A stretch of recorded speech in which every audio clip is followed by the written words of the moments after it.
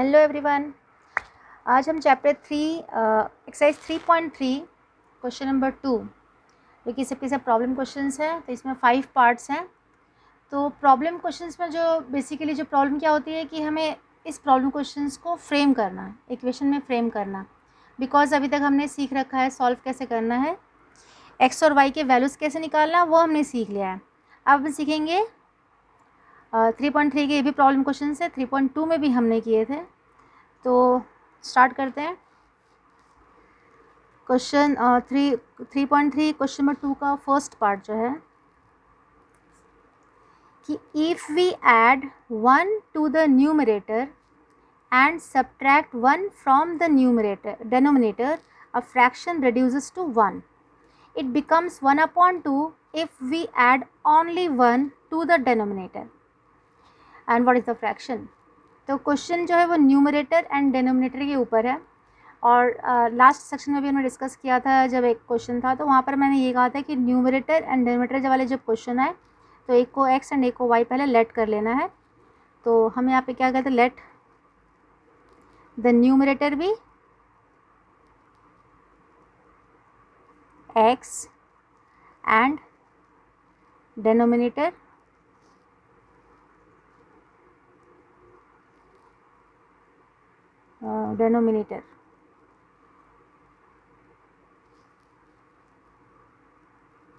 भी y. Numerator denominator ले लिया तो फ्रैक्शन हमारा क्या बन जाता है, x and y, x upon में वाई।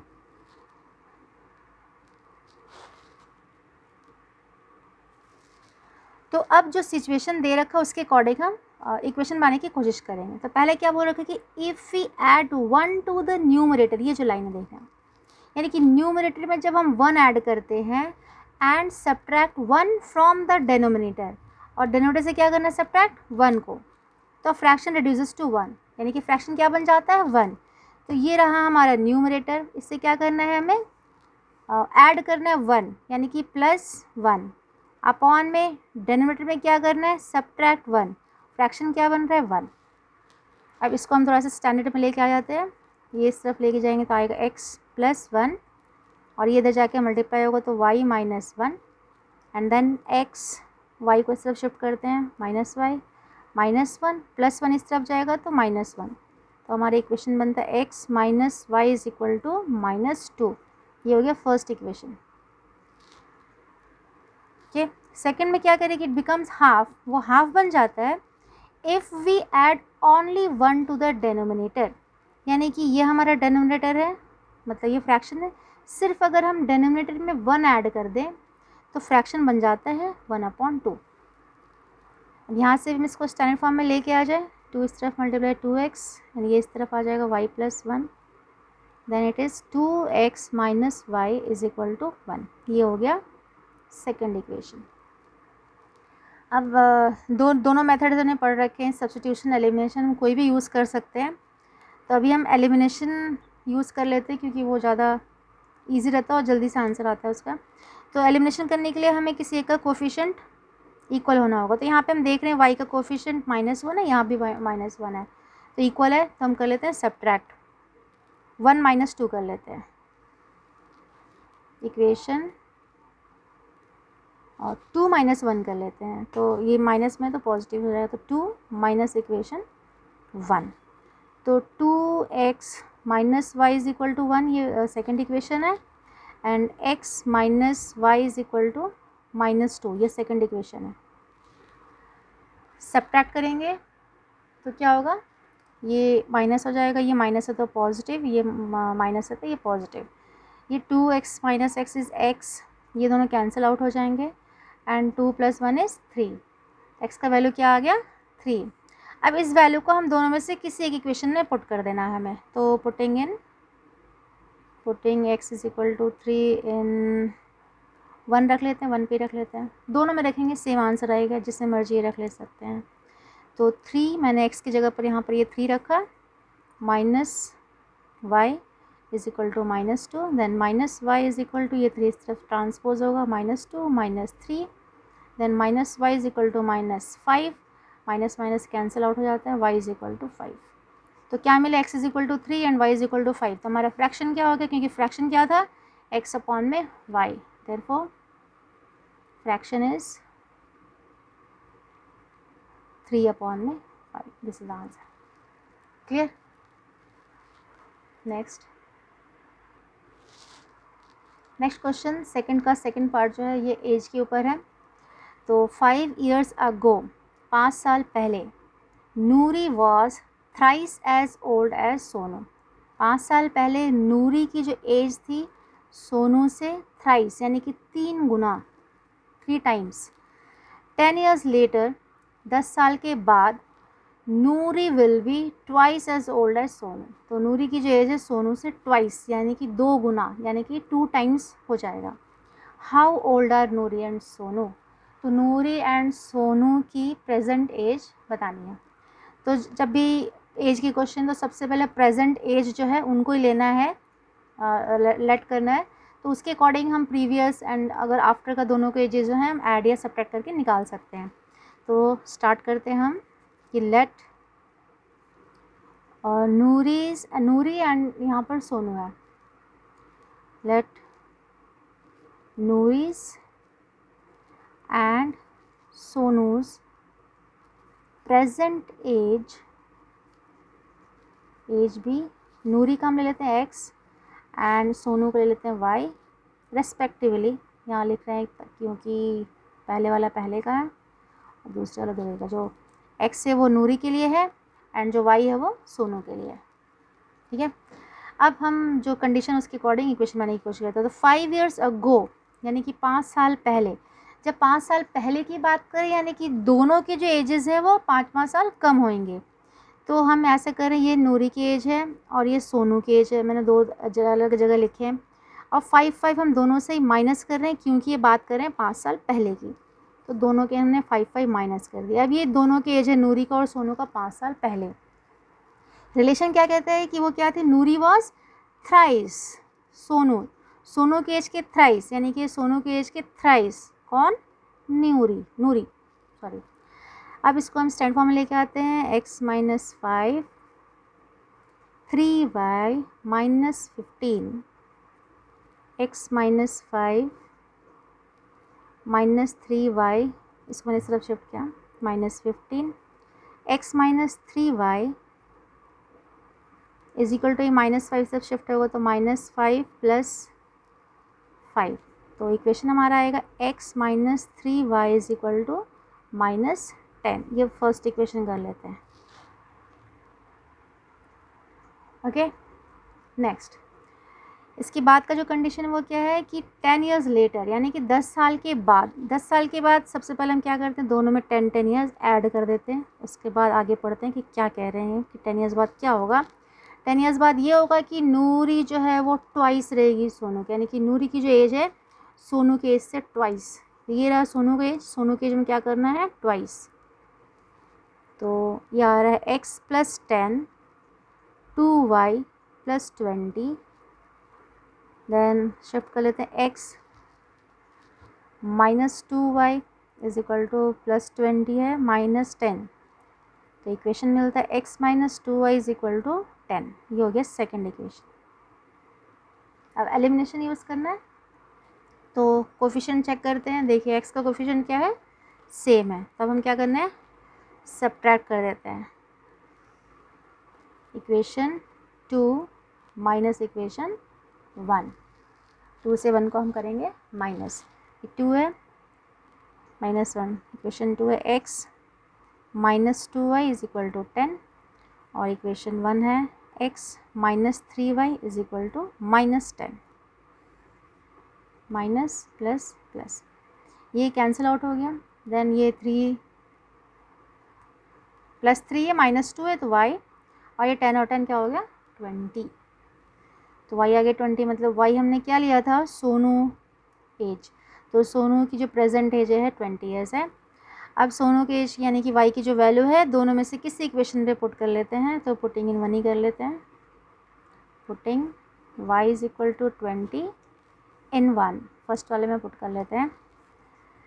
तो x minus 3 into 20 is equal to minus 10 है, then x minus 3 to the 60 होता है -10, 60 से ट्रांसपोज होगा तो x is equal to -10 plus 60, then x is equal to -10 plus 60 is 50, यानी कि नूरी की एज होगी। तो therefore Noori's present age, Noori's present age is equal to 50 years and Sonu's present age is equal to 20 years. Okay.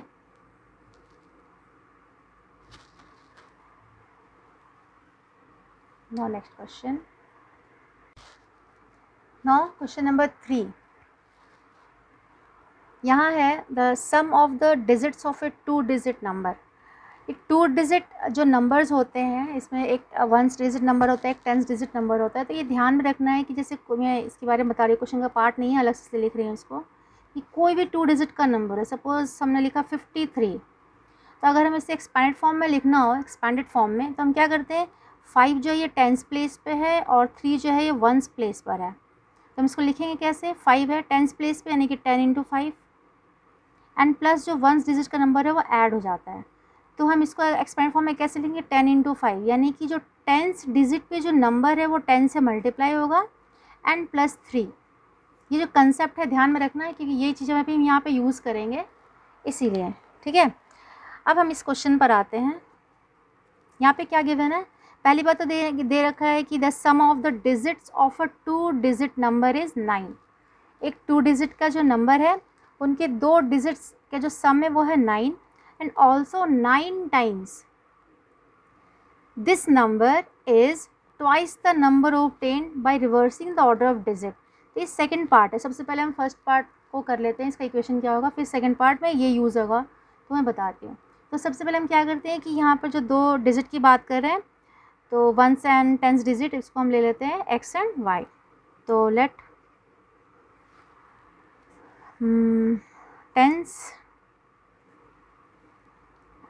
tens digit be x and 1's digit be y। तो जैसे हमने ये x एंड y, तो number हमारे क्या बनता है, जैसे मैंने यहाँ पे बताया अभी, नंबर क्या बन जाएगा, 10th डिजिट में क्या मल्टीप्लाई करना है, 10, यहाँ पे देखा हमने, तो ये 10th डिजिट हमारा x यानी कि 10x 10 into x plus y, इससे हमारा बनेगा नंबर, ये हमारा नंबर है बिकॉज अभी हमें x और y का वैल्यू जो है वो पता नहीं है। और अगर हम रिवर्स करते हैं, रिवर्स करने के बाद क्या बनेगा, ये रिवर्स करने का मतलब है कि 1s का 10s और 10s का 1s बन जाना, यानी कि 10y प्लस x, ये हमारा रिवर्स करने के बाद जो नंबर है वो है। अब हम कंडीशन देखते हैं। सबसे पहले क्या दे रखा है कि sum of the digit is 9, 2 digit के जो सम है उनका क्या है 9 है। तो पहला इक्वेशन क्या बन गया हमारा, x plus y is equal to 9, ये पहला इक्वेशन है। अब सेकंड में क्या कह रहे हैं कि 9 टाइम्स दिस नंबर, यानी कि इस नंबर का 9 टाइम्स, कौन सा नंबर, ये नंबर जो ओरिजिनल नंबर था, इस नंबर का 9 टाइम्स, हम कर लेते हैं इस नंबर का 9 times is twice the number obtained by reversing the order of the digit. ये जो इसका जो 9 टाइम्स है रिवर्स करने के बाद, यानी कि ये रिवर्स करने के बाद आया है, इसका कितना है, ट्वाइस, यानी कि दुगने के बराबर है, यानी कि 2 10y प्लस एक्स। आया समझ, ये important equation, one of the important question भी है ये, आई बात समझ में। अब इसको भी हम ओपन कर लेते हैं और स्टैंडर्ड फॉर्म में लेके आते हैं। 9 10s are 90x plus 9y, 20y plus 2x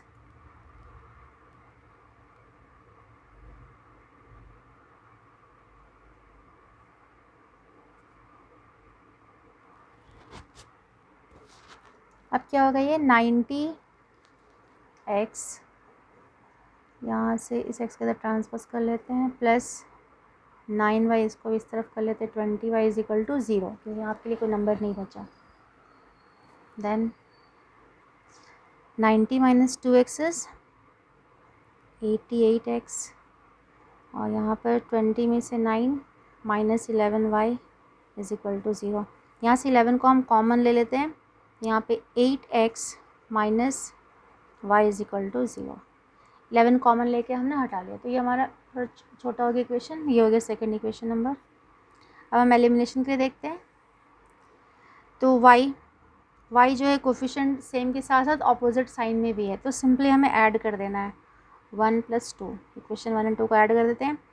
x + y is equal to 9 and 8x - y is equal to 0। तो ये हो गया 9x, ये cancel out, is equal to 9। तो x is equal to 9/9 that is 1। x का value हमें क्या मिला 1। अब इस वैल्यू को हम पुट कर लेते हैं इक्वेशन 1 में ही। Putting x is equal to 1 in 1, तो 1 + y इज इक्वल टू 9, फिर ये 1 इस तरफ ट्रांसपोज होगा, तो y is equal to 9 - 1 that is 8। जितना डिफिकल्ट क्वेश्चन देखने में लगता है उतना होता नहीं, बस ये थोड़ा सा कंसेप्ट समझना है, क्योंकि प्रॉब्लम यहाँ पर होती है कि ये कैसे आया। तो जो 10th डिजिट जो है उसके साथ 10 मल्टीप्लाई होगा, दैट्स ऑल, इसके अलावा कुछ भी नहीं है यहाँ पर। तो अब नंबर हमने x भी निकाल लिया, y भी निकाल लिया, तो नंबर क्या बनता है, क्योंकि यहाँ पर हमें नंबर ही निकालना था। तो ये 10th एंड तो 10th डिजिट का नंबर जो नंबर इज़ रिक्वायर्ड नंबर, ये नंबर ले लेते सीधे, ये 10th है और ये 1st डिजिट था ना y, तो 18 is answer. Okay, next. Now question number 4th part है इसका, सेकंड का 4th part. Meena went to a bank to withdraw ₹2000। Meena bank गई, उसको 2000 रुपये निकालने हैं। She asked the cashier to give her ₹50 note and 100 note. तो उसने कैशियर से कहा कि उसको जो नोट्स चाहिए वो 50 एंड 100 के नोट्स में चाहिए, मतलब 10, 10 के या 20 के करेंसी नहीं चाहिए उसको, 50 के और 100 के ही नोट चाहिए। समझ में आया बात। मीना गॉट 25 नोट्स, तो टोटल नंबर ऑफ नोट्स जो मिले उसको कितने मिले 25, मतलब 50 के और 100 के नोट्स काउंट करें, सिर्फ नोट्स, इसके वैल्यू नहीं, सिर्फ नोट्स काउंट करें, तो कितने नोट्स हैं उसके पास 25 नोट्स हैं। अब कितने 50 के नोट और कितने 100 के नोट हैं ये हमें नहीं पता है, तो यही पूछा हुआ है कि how many notes of 50 and 100 she received. तो हमें नंबर ऑफ़ नोट्स निकालने हैं 50 एंड 100, तो सबसे पहले जो निकालने हैं उनको हम ले लेते हैं x एंड y। सोल्यूशन देखते हैं यहाँ से। Let number of ₹50 and ₹100 notes be x and y respectively. Okay, अब नंबर ऑफ़ टोटल नोट्स क्या जो क्वेश्चन के अकॉर्डिंग दिया हुआ है कि 25 नोट है, यानी कि x और y का सम क्या होगा 25। Number 1 equation. और कितने रुपीज़ इसने लिए हैं 2000 रुपीज़ लिए हैं, यानी कि 50 के नोट तो x हैं, यानी कि 50x एंड 100 के नोट y हैं, यानी कि 100y। दोनों मिलकर के कितने रुपीज़ होने चाहिए 2000 रुपीज़ होने चाहिए। ये हो गया सेकंड इक्वेशन। यहाँ से हम ले लेते हैं 50 को कॉमन, तो 50 यहाँ पे जाकर डिवाइड हो जाएगा, तो x प्लस यहाँ पे 2y इज इक्वल टू, इसके नीचे से 50 को डिवाइड कर देते हैं, तो 0 से 0 कैंसिल एंड 5 4 से 20 0, यानी कि x + 2y is equal to 40। ये हो गया क्वेश्चन नंबर 2। अब हम एलिमिनेट कर लेंगे, x के कोफिशिएंट यहाँ पे सेम है, तो जस्ट सब्ट्रैक्ट कर लेना 2 - 1, तो x + 2y is equal to 40 and x + y is equal to 25। Subtract कर लेते हैं, ये cancel out, 2y - y is y and 5 15, तो वैल्यू ऑफ y इज़ 15। ठीक है, y हमने क्या लिया हुआ था 100 के नोट, यानी कि 100 के नोट तो 15 है। अब निकालते हैं 50 के नोट्स, तो ये वैल्यू हम पुट कर लेते हैं इक्वेशन नंबर 1 में। Putting y is equal to 15 in equation 1, तो यहाँ पे आ जाएगा x + 15 इज इक्वल टू 25, फिर ट्रांसपोज होगा तो x is equal to 25 - 15, x is equal to 10। तो 10 नोट्स हैं 50 के, तो therefore number of ₹50 notes is equal to 10 and number of ₹100 notes is equal to 15. Clear? Okay, next. Now question number 5, बहुत ही easy सा simple सा question है, important भी question है. A lending library has a fixed charge for the first 3 days and additional charge for each day thereafter. क्या इसका मतलब कि एक लाइब्रेरी जो बुक्स इशू कराते हैं तो उन्हें 3 डेज़ का एक फ़िक्स चार्ज रखा हुआ है कि 3 दिन अगर कोई बुक लेके जाता है तो एक चार्ज उसको पे करनी है, लेकिन उसके अलावा पर डे का फिर अलग से चार्ज है, additional charge for each day thereafter. उससे ज़्यादा यानी कि कोई 4 डेज़ कोई 5 डेज़ या 6 डेज़ रखता है तो पर डे के हिसाब से अलग से चार्जेस लगेंगे. Sarita paid ₹27 for a book kept for 7 days. Sarita ने अपने पास 7 डेज़ के लिए बुक रखा और कितना पे किया, ₹27. And sushi paid ₹21 for the book she kept for 5 days. And sushi ने 5 दिन के लिए बुक रखा और कितना पे किया, 21. तो देखो 7 डेज़ जो बुक के लिए पे किया तो 7 डेज़ में 3 डेज़ तो क्या था, एक फिक्स चार्ज था, बाकी 4 डेज़ का लगा होगा एक्स्ट्रा चार्ज. ऐसी 5 डेज़ जो बुक उसने रखा होगा तो पहले 3 दिन के लिए तो सेम ही चार्ज है, बाकी जो एक्स्ट्रा 2 दिन हो गया उसके लिए लगा होगा, तो जो 2 डेज़ एक्स्ट्रा हैं उसके लिए एक्स्ट्रा चार्जेस पे किए होंगे. तो सबसे पहले जो 2 चीज़ें वो क्या है कि एक फ़िक्स चार्ज हमें नहीं पता और चार्ज फॉर ईच डे नहीं पता, तो इन्हीं को हम लेना है अभी एक्स एंड वाई. तो सॉल्यूशन, लेट फिक्स चार्ज भी ₹X and charge per day be ₹Y. अब सरिता ने रखा 27 पे किया, बुक्स कितने रखे थे, 7 डेज़. 7 डेज़ में से 3 डेज़ हटा दो जो कि X ही लगने वाला है, बाकी जो 4 डेज़ है वो ₹Y के हिसाब से पे करा होगा उसने. तो कितने दिए उसने, 27. X ये फिक्स चार्ज 3 दिन हो गया और बाकी 4 दिन ₹Y के हिसाब से, तो टोटल हो गए 7 डेज़, तो ₹27 ये हो गया फर्स्ट क्वेश्चन इक्वेशन. ऐसे सुशी ने 21, तो इसने 5 दिन ही किताब रखा था, यानी कि X और 3 दिन तो इधर चला गया, बाकी 2 दिन जो बचे वो 2Y, कितना पे किया, 21. ये हो गया सेकंड इक्वेशन. बहुत ही सिंपल सा इक्वेशन है, क्योंकि इक्वेशन फ्रेम करना इंपॉर्टेंट है. अगर फ्रेम हो गया इक्वेशन सही तो बहुत ही जल्दी से सॉल्व हो जाएगा. ये सॉल्व करना अब तुम्हें सभी को आता है ना. तो अब करते हैं -1 -2 ही कर लेते हैं एलिमिनेशन, क्योंकि पहले से x के जो कोफिशिएंट है सेम है. अगर सेम नहीं होते हैं तो फिर हम मल्टीप्लाई करके सेम करते हैं, जो कि हमने क्वेश्चन नंबर 1 में किया है. तो यहाँ पर अभी हम x + 4y = 27, x + 2y = 21 करते हैं सब्ट्रैक्ट. तो ये हो गया 6, कैंसिल आउट, 4 से 2 y. तो y = क्या आ जाएगा, 6/2 दैट इज़ 3. y का वैल्यू 3 हो गया, यानी कि पर डे नेक्स्ट फिर चार्ज किया है ₹3 है. ये वैल्यू हम पुट कर लेते हैं 1 में, पुटिंग इन 1. तो x + 4 × 3 = 27. तो x 4 3 = 12 होता है, तो 27 - 12, तो x = 15 रुपीज़. देयरफॉर जो हमें निकालना था, क्या निकालना था, फिक्स चार्ज क्या हो गया, ₹15,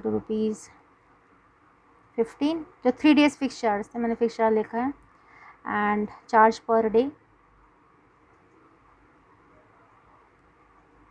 ₹3. ओके, तो ये थे सारे क्वेश्चन. लास्ट क्वेश्चन था चैप्टर 3.3 एक्सरसाइज का. तो होप कि सबको समझ में आया होगा. प्रॉब्लम क्वेश्चंस ज़्यादा नहीं है, दोनों एक्सरसाइजेस मिला करके उसमें भी आई थिंक 5 थे, इसमें भी 5 10 हैं, और साथ में एग्जांपल्स भी हैं. एग्जांपल के सॉल्यूशंस भी दिए हैं. बाई चांस कोई कंसेप्ट समझ में नहीं आता है तो बताना है, फिर हम करेंगे उसको भी. तो ये यहाँ पर इसका हम नेक्स्ट हम करेंगे ग्राफिकल मेथड से इसके नेक्स्ट वीडियो में. ओके. Thank you.